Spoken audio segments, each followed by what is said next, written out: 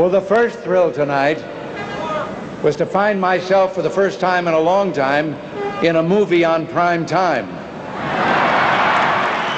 My fellow citizens of this great nation, the major issue of this campaign is the direct political, personal, and moral responsibility in the White House and in the Congress for this unprecedented calamity which has befallen us.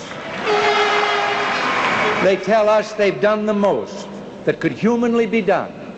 They say that the United States has had its day in the sun, that our nation has passed its zenith. They expect you to tell your children that the American people no longer have the will to cope with their problems, that the future will be one of sacrifice and few opportunities. My fellow citizens, I utterly reject that view. The American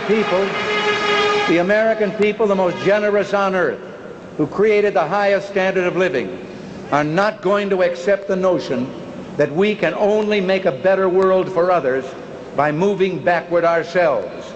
And those who believe we can have no business leading this nation. I will not stand by and watch this great country destroy itself under mediocre leadership that drifts from one crisis to the next, eroding our national will and purpose. We have come together here because the American people deserve better from those to whom they entrust our nation's highest offices. And we stand united. We stand united in our resolve to do something about it.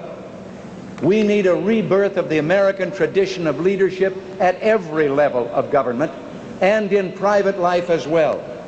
The United States of America is unique in world history because it has a genius for leaders, many leaders on many levels. This president said, "Trust me," and a lot of people did. And now many of those people are out of work. Many have seen their savings eaten away by inflation.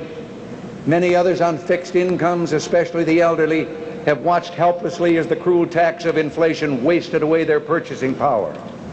Trust me government asks that we concentrate our hopes and dreams on one man, that we trust him to do what's best for us. Well, my view of government places trust not in one person or one party, but in those values that transcend persons and parties. The trust is where it belongs, in the people. The responsibility to live up to that trust is where it belongs, in their elected leaders. That kind of relationship between the people and their elected leaders is a special kind of compact. 360 years ago in 1620, a group of families dared to cross a mighty ocean to build a future for themselves in a new world. When they arrived at Plymouth, Massachusetts, they formed what they called a compact, an agreement among themselves to build a community and abide by its laws. This single act, the voluntary binding together of free people to live under the law, set the pattern for what was to come. A century and a half later, the descendants of those people pledged their lives, their fortunes, and their sacred honor to found this nation. Some forfeited their fortunes and their lives. None sacrificed honor. 87 years later, Abraham Lincoln called upon the people of all America to renew their dedication and their commitment to a government of, for, and by the people. Isn't it once again time to renew our compact of freedom? To pledge to each other all that is best in our lives, all that gives meaning to them for the sake of this our beloved and blessed land. Together, let us make this a new beginning. I pledge to you to restore to the federal government the capacity to do the people's work without dominating their lives. I pledge to you a government that will not only work well, but wisely. Its ability to act tempered by prudence, and its willingness to do good, balanced by the knowledge that government is never more dangerous than when our desire to have it help us blinds us to its great power to harm us. You know, the first Republican president once said, "While the people retain their virtue and their vigilance, no administration by any extreme of wickedness or folly can seriously injure the government in the short space of 4 years." If Mr. Lincoln could see what's happened in the last 3.5 years, he might hedge a little on that statement.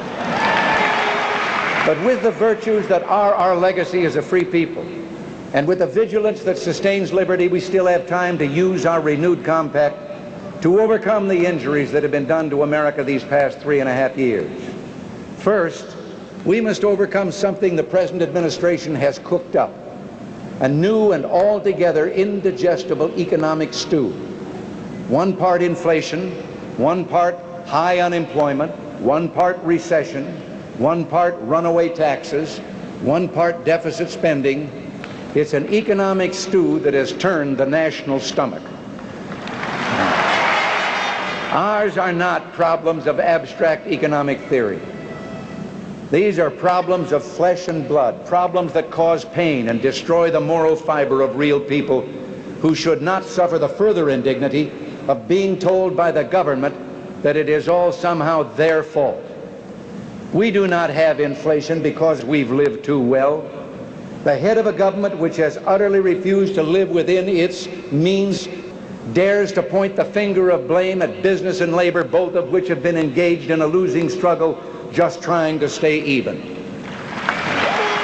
High taxes, we are told, are somehow good for us, as if when government spends our money it isn't inflationary, but when we spend it, it is.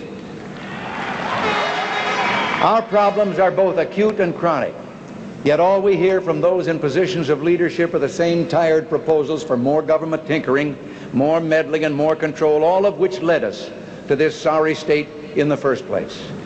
Can anyone look at the record of this administration and say, well done?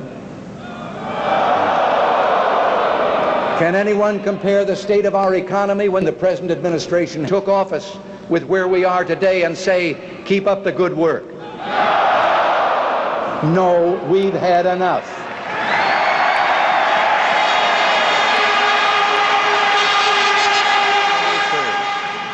We must have the clarity of vision to see the difference between what is essential and what is merely desirable, and then the courage to bring our government back under control. I believe it is clear our federal government is overgrown and overweight. Indeed, it is time our government should go on a diet. No government ever voluntarily reduces itself in size, so government programs once launched never disappear. Actually, a government bureau is the nearest thing to eternal life we'll ever see on this earth. We will remind them that government programs exist at the sufferance of the American taxpayer and are paid for with money earned by working men and women, and programs that represent a waste of their money, a theft from their pocketbooks, must have that waste eliminated or that program must go. It is time to check and reverse the growth of government which shows signs of having grown beyond the consent of the governed. Everything that can be run more effectively by state and local government, we shall turn over to state and local government along with the funding sources to pay for it. We're going to put an end to the money merry-go-round where our money becomes Washington's money to be spent by states and cities exactly the way the federal bureaucrats tell us it has to be spent. We are a nation that has a government, not the other way around. And this idea that government is beholden to the people, that it has no other source of power except the sovereign people, is still the newest and the most unique idea in all the long history of man's relation to man. Whether we believe in our capacity for self-government or whether we abandon the American Revolution and confess that a little intellectual elite in a far distant capital can plan our lives for us better than we can plan them ourselves. Our government has no power except that granted it by the people.